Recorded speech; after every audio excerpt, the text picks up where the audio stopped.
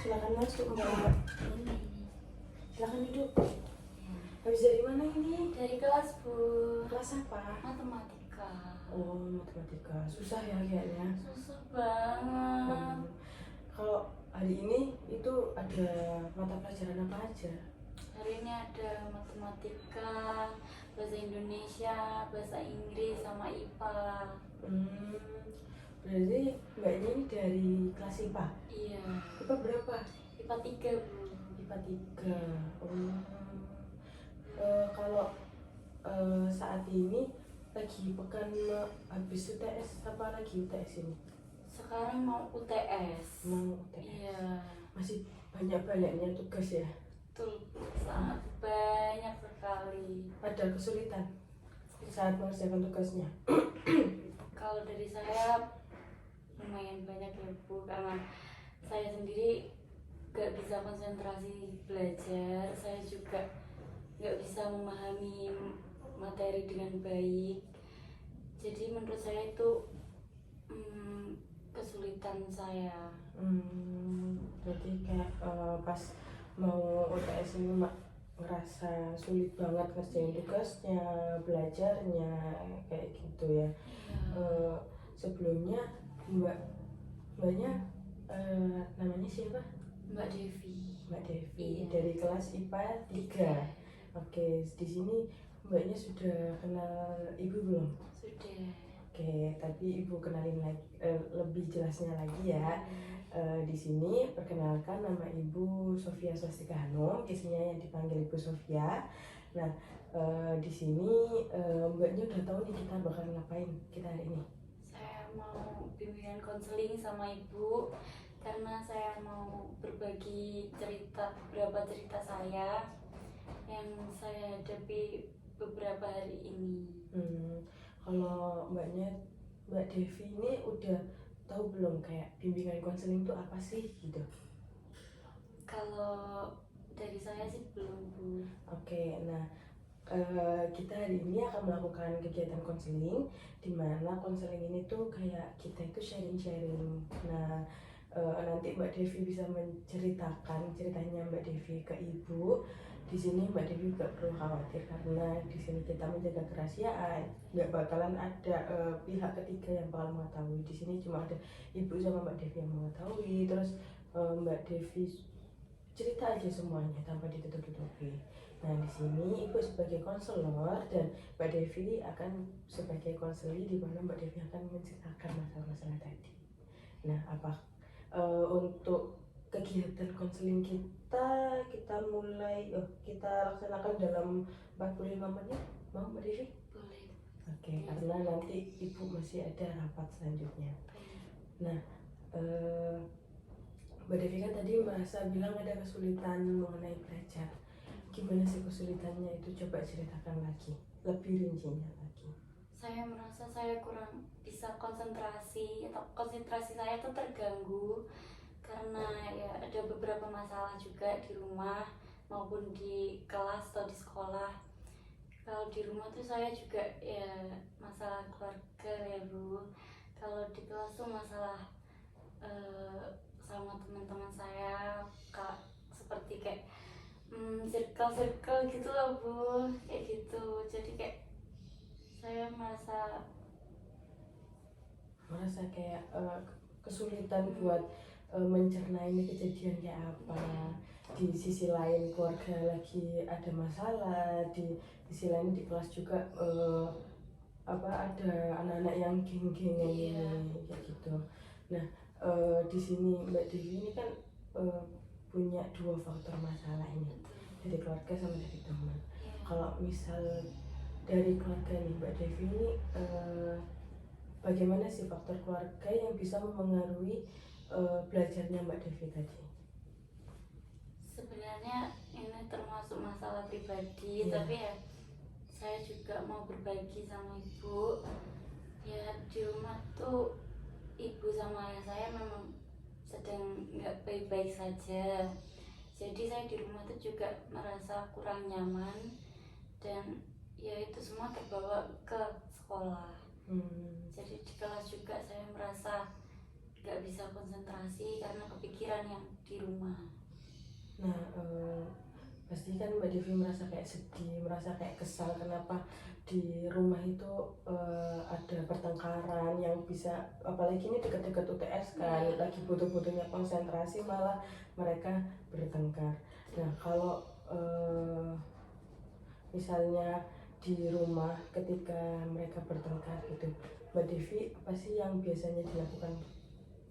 Kalau dari saya tetap di kamar saja Bu, karena saya nggak terlalu suka keluar rumah, jadi saya lebih suka di kamar saja. Kayak saya memendam diri di rumah, di kamar, seperti itu. Kalau pas mereka bertengkar nih, apa Mbak Devi tetap bisa belajar dengan ini atau akhirnya meluapkan perasaan Mbak Devi kayak semacam apa gitu? Saya sendiri nggak bisa, kalau sejujurnya nggak bisa Bu, kalau suruh konsentrasi di rumah tuh nggak bisa. Jadi saya kalau mau belajar itu harus ke perpustakaan dulu, saya mencari suasana yang tenang seperti itu. Berarti bisa dibilang waktu belajar Mbak Devi ini terbatas ya, kayak Sangat terbatas Bu. jadi Mbak Devi lebih suka belajar di perpus, di mana perpus kan lebih mudah diakses di sekolah. Jadi kalau pas di rumah udah nggak bisa pegang buku karena nggak bisa konsentrasi. Iya Bu. Oke. Nah, kalau tadi masalah sosialnya, kalau masalah sosial ini Mbak Devi di kelas punya teman dekat atau enggak? Kalau teman dekat kayaknya nggak ada ya Bu, tapi ada beberapa yang saya anggap teman, cuma ya nggak sedekat itu. Oke. Nah, gimana sih hubungannya Mbak Devi dengan teman yang tadi yang dianggap teman tapi yang nggak sedekat itu? Kalau dari saya cuma kalau mau ada acara ke kantin gitu saya diajak juga. Kalau ada tugas kelompok saya juga bergabung sama dia seperti itu. Tapi kalau dari teman yang circle ini, apa sih yang membuat Mbak Devi terpengaruhi dari persirkelan mereka ini itu? Ya biasanya mereka juga melakukan bullying Bu, kayak kadang ya bukan bullying yang bullying gitu, tapi saya merasa kayak saya tuh kurang nyaman di dekat mereka seperti itu. Jadi kayak Mbak Devi merasa ketika mereka satu circle, merasa mereka itu lagi ngebully Mbak Devi secara tidak langsung, tapi Mbak Devi kayak ya aku nggak nyaman deh sama mereka, akhirnya Mbak Devi menjauh dari mereka. Oke. Nah, untuk di sekolah nih, ketika kan tadi kesulitan konsentrasi. Nah, kalau di kelas kan duduknya bersebelahan dengan temannya Mbak Devi. Nah, ini temannya tadi yang Mbak Devi bilang, yang katanya teman itu. Kalau dalam kesulitan Mbak Devi sama temannya, biasanya itu temannya ini mendukung atau malah mengganggu Mbak Devi sih kalau belajar? Saya nggak terlalu dekat sama dia, jadi kalau ada masalah apapun saya juga nggak pernah cerita, jadi dia juga nggak tahu apa masalah saya, jadi nggak ada mendukung atau menghalangi seperti itu. Jadi temannya Mbak Devi nggak tahu ya mengenai masalah keluarganya Mbak Devi ini? Mbak Devi ini suka memendam perasaan sendiri, jadi akhirnya nanti sedih-sedih sendiri kayak gitu. Betul. Oke. Emangnya Mbak Devi ini di rumah itu anak keberapa? Saya anak pertama, saya juga punya adik perempuan, dia juga masih SD.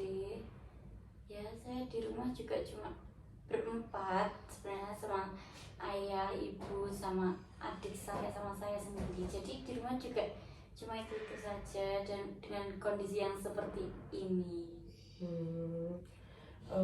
Kalau kebiasaannya Mbak Devi nih kalau di rumah seharian itu biasanya ngapain aja? Mungkin kalau dari pagi saya bangun, terus sholat, habis itu saya mungkin membantu menyapu, Habis itu saya juga berkemas mau pergi ke sekolah. Habis sekolah juga saya harus membantu ibu saya menjaga toko seperti itu. Saya juga sorenya juga beres-beres rumah. Itu saya baru mempunyai waktu belajar di malam hari. Nah, tadi kan bilang kalau ada usaha toko. Betul. Nah, kalau di usaha Mbak Devi ini sistemnya itu bagaimana sih? Kayak sistem jaganya atau gimana nih? Saya jaga itu selama beberapa jam, terus nanti gantian sama ibu saya atau gantian lagi sama saya, jadi bergantian gitu. Tadi kan bilang ada adiknya. Nah, adiknya kalau pas Mbak Devi jaga toko atau Mbak Devi bersih-bersih rumah itu biasanya adiknya ngapain? Kalau adik saya sendiri mungkin dia masih bermain HP, menonton TV, tidur seperti itu. Oke, Mbak Devi kan di sini anak pertama ya. Mbak Devi merasa nggak sih kalau dituntut keluarga untuk menjadi ekspektasi dari mereka kayak gitu? Sangat merasa, karena saya juga harapan pertama, saya anak pertama, harapan pertama. Saya juga nggak mau mengecewakan kedua orang tua saya seperti itu. Kalau ekspektasi yang dituangkan ke Mbak Devi, yang diharapkan ke Mbak Devi dari orang tua itu apa sih gitu? Pastinya keberhasilan, kesuksesan saya di masa mendatang. Ya, saya berharap semoga saya berharap juga saya bisa mencapai kesuksesan saya di masa mendatang. Nah, kan ada ekspektasi nih, jadi kan Mbak Devi harus kayak belajar dengan baik. Nah, gimana sih perasaannya Mbak Devi ketika ada ekspektasi dari orang tua, terus ada permasalahan tersebut di keluarga dan di sekolah, berakibatkan tidak bisa konsentrasi di belajar. Gimana sih perasaannya Mbak Devi? Kalau dari saya sangat tertekan mungkin ya Bu, yang nggak bisa saya jelaskan, mungkin ya sangat tertekan seperti itu.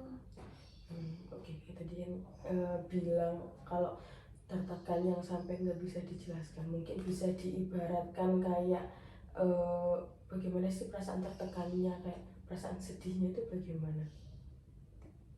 Saya sedih, saya takut kalau saya tuh nggak bisa mencapai sukses saya di masa depan, karena ya akhir-akhir ini saya juga nggak bisa konsentrasi itu. Saya takut nilai saya turun, saya takut kalau saya ke depan nggak bisa mencapai masa sukses saya seperti itu.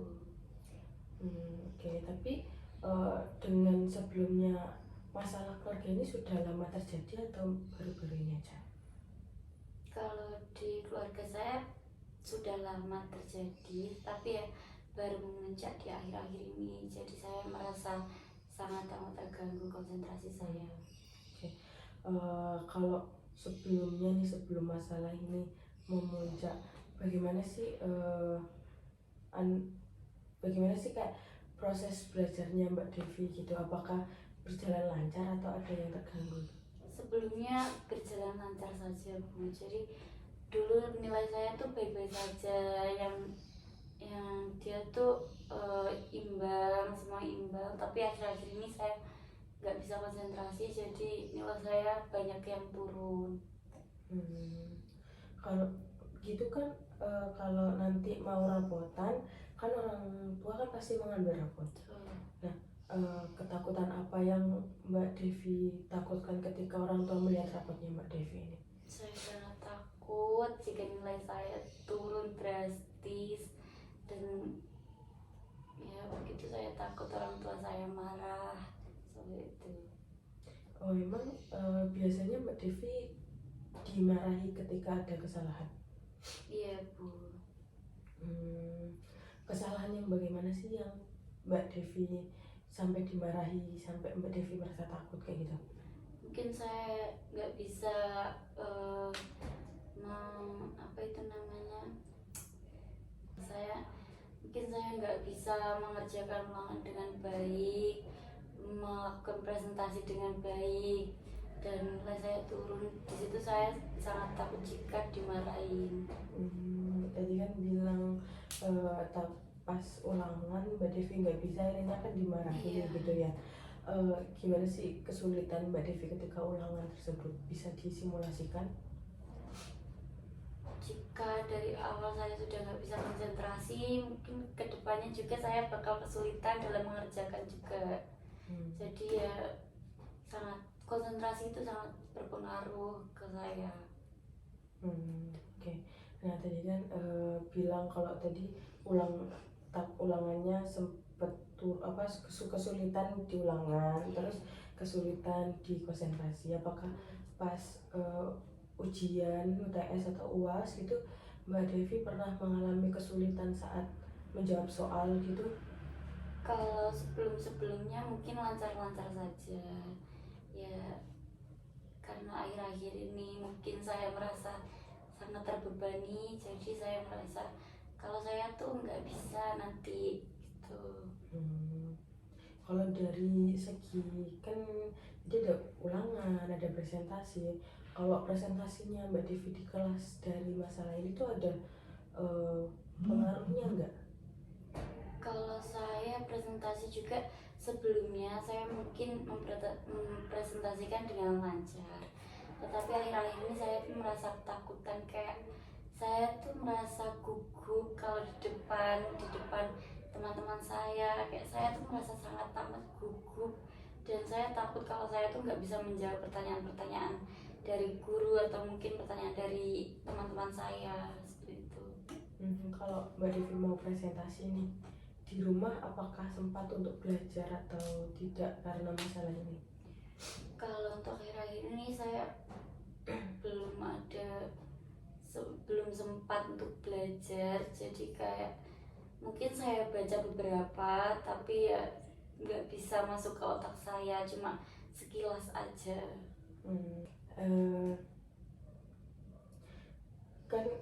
Apakah itu menurut Mbak Devi memengaruhi gaya hidupnya Mbak Devi?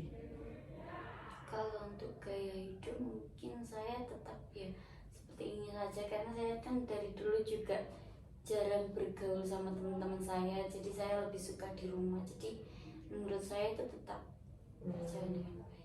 Oke, berjalan dengan baik, tapi mungkin pikirannya sama perasaannya sedang kacau balau saat itu nih. Kalau mata pelajaran dari yang tadi kan ada, kalau belajar kan pasti banyak mata pelajarannya. Nah, yang paling menurut Mbak Devi susah, terus makin susah karena masalah itu apa? Mungkin kalau dari saya juga hampir semua, karena jika saya nggak bisa konsentrasi dalam satu hal, saya juga nggak bisa konsentrasi sama semuanya seperti itu. Nah, kan ini kan lagi banyaknya tugas-tugas nih. Gimana caranya Mbak Devi ngerjain ketika pikirannya sedang kacau? Kalau saya mungkin tetap mengerjakan di rumah, lebih tepatnya di dalam kamar, dengan saya melakukan mungkin dengan mendengarkan musik supaya saya lebih tenang seperti itu. Apakah ketika seperti itu tuh pikirannya Mbak Devi tuh mulai tenang atau masih kerasa ini kenapa aku bertengkar terus sih kayak gitu? Kalau dari saya juga mungkin ya setengah-setengah ya Bu, cuma ya mungkin lebih itu lebih kerasa yang nggak bisa konsentrasinya seperti itu. Oke. Nah, kalau misalnya nih Mbak Devi, nah ketika Mbak Devi di rumah, terus adik itu tadi kan main HP aja, terus Mbak Devi yang kesana kesini, apakah Mbak Devi ini nggak mencoba memberikan perintah ke adik supaya bisa membantu kegiatannya Mbak Devi, supaya Mbak Devi nantinya juga bisa belajar kayak gitu? Terkadang juga saya sudah menyuruh, tetapi ya mungkin karena dia masih kecil jadi masih susah dibilangin seperti itu. Dia juga merasa jengkel kalau seperti itu. Oke. Mbak Devi ini terhitung dengan adik ini sering bertengkar atau ya rukun-rukun aja kan? Kalau rukun juga enggak, bertengkar juga enggak. Saya lebih suka diam sama adik saya. Mungkin kalau ada yang perlu disampaikan, saya juga menyampaikan. Sebaliknya juga adik saya. Kalau jika ada yang perlu disampaikan dari dia, mungkin disampaikan ke saya seperti itu. Kalau tadi kan kalau ibu sama ayah bertengkar di rumah kan pasti adik juga di rumah kan. Nah, apakah Mbak Devi melihat ada perubahan juga belajar ke adiknya atau gimana? Sepertinya juga iya, karena saya sendiri nggak terlalu dekat dengan adik saya.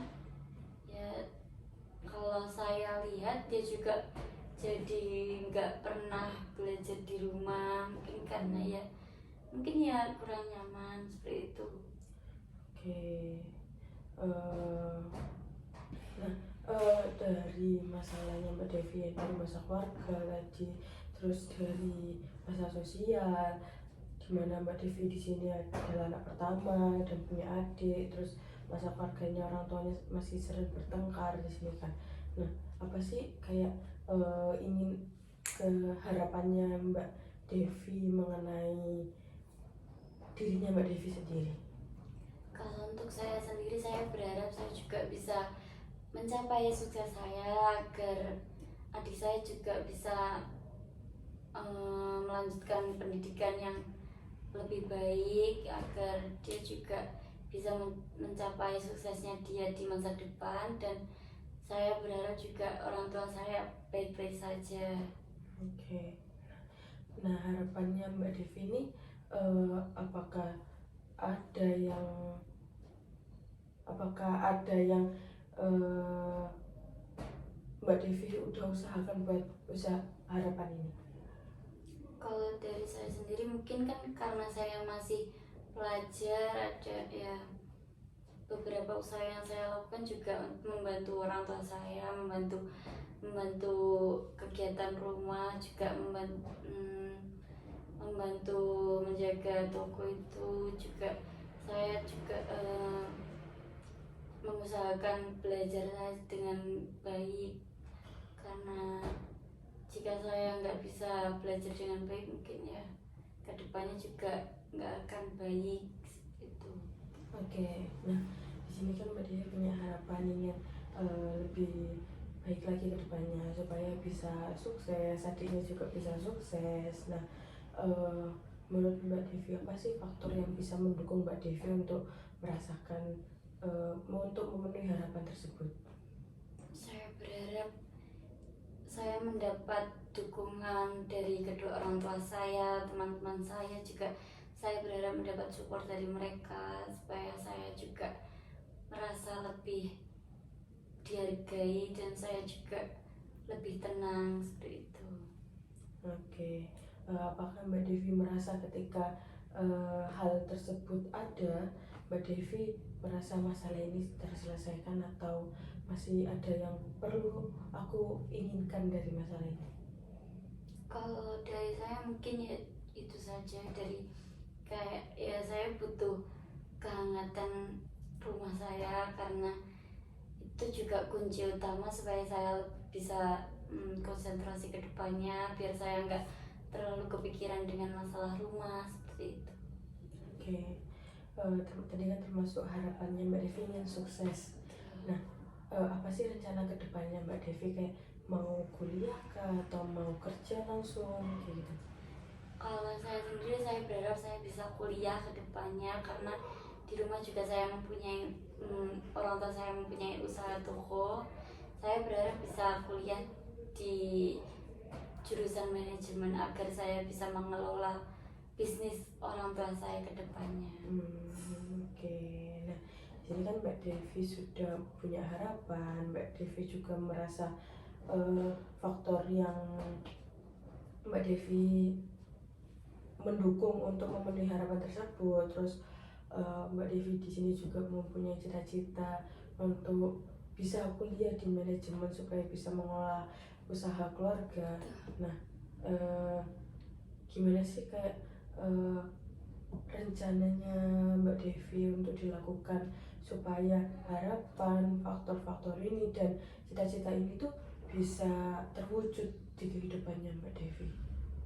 Kalau dari saya mungkin saya akan lebih giat untuk belajar, lebih bisa mengonsentrasikan saya dalam belajar agar kedepannya juga lancar seperti itu. Nah, oke, itu kan dari aspek belajarnya Mbak Devi. Nah, kalau dari aspek keluarganya Mbak Devi, apakah ketika orang tuanya Mbak Devi ini bertengkar, Mbak Devi berani menyuarakan suaranya Mbak Devi kayak stop bertengkar kayak gitu? Kalau dari saya sendiri kurang berani seperti itu karena saya juga nggak terlalu kuat mental buat seperti itu. Saya lebih suka memendam sendiri di kamar. Oke, nah menurut Mbak Devi nih, bagaimana sih solusinya Mbak Devi supaya dimana orang tua ini stop bertengkar tetapi juga bisa mendukung belajarnya Mbak Devi secara imbang? Mungkin untuk beberapa waktu ke depan saya mengusahakan untuk mengajak ngobrol kedua orang tua saya agar agar bisa menyelesaikan ini dengan baik-baik, dan saya juga berharap saya mendapat dukungan untuk pendidikan saya seperti itu. Oke, nah tadi kan Mbak Devi udah mulai merencanakan nih buat belajarnya supaya lebih giat lagi. Terus dari masalah keluarga, Mbak Devi ingin berbicara kepada mereka mengenai pandangan Mbak Devi mengenai masalah tersebut dan meminta dukungan lebih untuk proses belajarnya Mbak Devi. Nah, ada satu lagi nih yang belum. Mbak Devi, bagaimana sih caranya buat meningkatkan sosialisasi kegiatan bersosialnya Mbak Devi di kelas untuk mendukung proses belajarnya Mbak Devi ini? Mungkin saya bakal lebih sering dekat dengan teman saya seperti itu. Mungkin dengan saya mulai mengajak ngobrol atau saya mengajak bermain, dengan saya mengajak cerita seperti itu. Oke. Nah, itu kan dari kegiatan bersosialnya Mbak Devi. Mbak Devi mulai mengajak ngobrol temannya, terus mulai akrab dengan teman lainnya, terus mulai berani sharing-sharing cerita permasalahannya Mbak Devi. Nah, apakah Mbak Devi merasa ini rencana-rencana ini tuh bisa menyelesaikan masalah ini atau enggak sih? Kalau dari saya mungkin pikiran saya juga mungkin itu bisa menyelesaikan beberapa permasalahan saya, karena ya saya butuh support saja dari mereka seperti itu. Oke, berarti Mbak Devi ini lebih membutuhkan support, dukungan dari orang-orang di sekitar supaya Mbak Devi ini semakin kuat gitu. Apalagi di sini kan posisinya Mbak Devi anak pertama, harapan keluarga, tapi kondisi rumah yang tidak memungkinkan seperti itu. Nah, dari rencana-rencananya Mbak Devi ini tadi, apakah merasa rencana tersebut itu bisa mengatasi masalah ini apa belum sih? Mungkin dari saya yang saya ceritakan ke ibu tadi, mungkin ada beberapa yang bikin motivasi saya ke depannya untuk lebih giat lagi dalam belajar, konsentrasi, agar saya bisa mendapatkan nilai yang saya inginkan, yang maksimal seperti itu. Oke, berarti di sini Mbak Devi sangat memerlukan dukungan dari orang sekitar untuk bisa kuat menyelesaikan masalah, dua faktor masalah ini yang bisa mengaruhi proses belajarnya Mbak Devi. Ya, seperti itu. Oke, nah di sini kan Mbak Devi juga pada posisi anak pertama, di mana itu Mbak Devi tadi menjelaskan bahwa di rumah itu Mbak Devi sangat dituntut di rumah untuk menjadi sukses, membantu orang tua, juga bisa menjalankan usaha di keluarga, juga bisa buat membimbing adik, kayak gitu. Nah, dimana Mbak Devi ini kayak merasa mulai terbebani dan mulai mengganggu dari proses belajarnya Mbak Devi. Nah, oke, kalau gitu Ibu simpulkan dari proses konseling kita hari ini.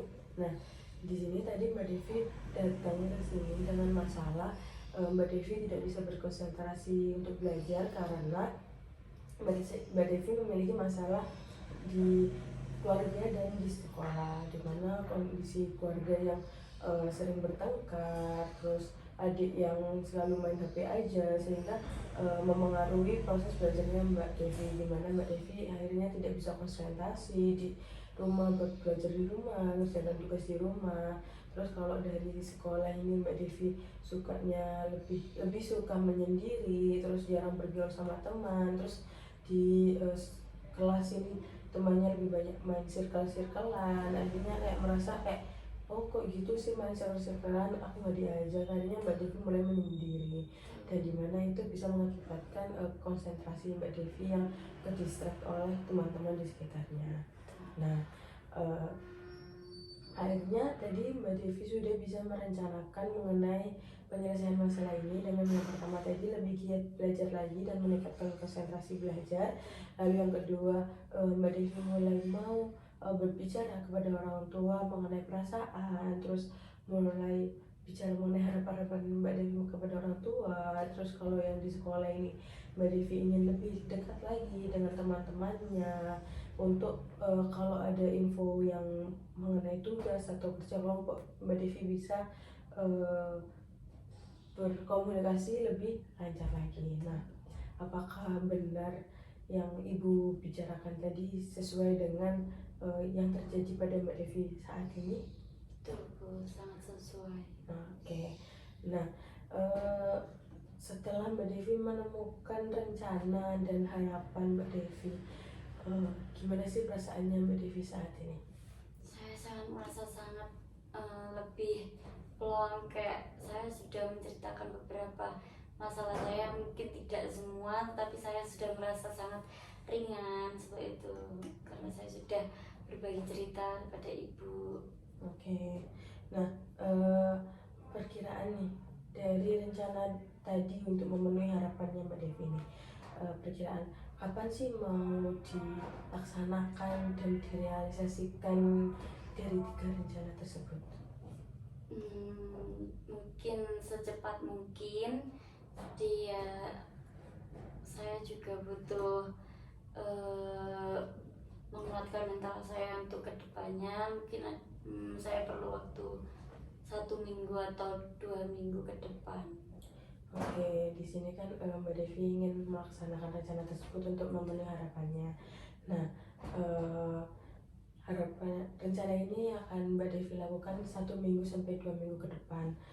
Nah, apa sih hasil yang Mbak Devi harapkan dari rencananya ini? Saya berharap semoga orang tua saya dapat mengerti keadaan saya juga dapat mengerti keadaan orang tua saya dan keluarga saya. Saya juga berharap semoga teman-teman saya bisa merangkul saya, bisa berteman dengan saya, dan saya juga tidak menyendiri lagi di kelas gitu. Saya juga berharap semoga nilai saya juga nilai saya juga bisa lebih bagus ke depannya. Oke, apalagi nih bentar lagi kan pekan UTS, dimana Mbak Devi harus fokus belajar. Jadi Mbak Devi harus segera mungkin melaksanakan tersebut supaya nanti UTS rapotannya hasilnya bagus. Nah, dari proses konseling kita hari ini, apakah ada yang Mbak Devi ingin sampaikan lagi? Kalau dari saya cukup itu saja Bu. Mungkin jika saya bisa bertemu Ibu lagi, mungkin kedepannya saya bakal men-sharing lebih banyak lagi. Oke, nah karena waktu kita udah hampir habis nih, tinggal 5 menit lagi. Tadi yang Mbak Devi udah bilang kalau mau kesini lagi. Kebetulan kita konselingnya itu kita akan bertahap sampai rencana Mbak Devi ini terrealisasikan dengan baik. Nah, kira-kira kapan nih Mbak Devi bisa kesini lagi untuk kita melakukan proses konseling ini lagi? Mungkin 1 pekan sebelum UTS saya juga perlu saran dari Ibu, mungkin saya bakal kesini lagi. Oke, nah di sini Mbak Devi akan ke sini satu minggu sebelum UTS ya. Nah, Mbak Devi harus semangat buat menjalankan rencana yang Mbak Devi udah rencanakan tadi. Semoga hasil yang diharapkan Mbak Devi bisa terrealisasikan, dimana masalah ini bisa terselesaikan dan Mbak Devi bisa konsentrasi lagi dalam belajarnya. Nah, habis ini Mbak Devi mau ada kelas lagi atau mau pulang? Kalau di sini masih ada kelas lagi, jadi saya juga mau kembali ke kelas. Oke, karena Mbak Devi juga mau kembali ke kelas, Ibu juga mau rapat. Gimana kalau kita akhiri konselingnya pada waktu ini dan hari ini?